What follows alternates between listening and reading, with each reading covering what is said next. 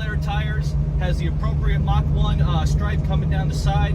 You have the louvers on the back window so people can mind their own business and you don't have the high beams flashing at you. Have the spoiler too to give it more of a muscle car look. Going on to the interior, you can see is a 4-speed manual.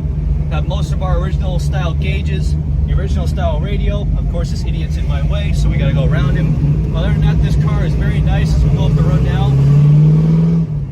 We don't want to go too fast, otherwise we'll cause a little bit of a problem. Other than that, since we got a slow poke in front of us, we can give it a little bit of a brake test. The wheel is staying perfectly straight. And of course, underneath the hood, you can hear it. It's mean, it's powerful. It's the 351 Cleveland motor. Definitely built for the bone. Handles right from the start.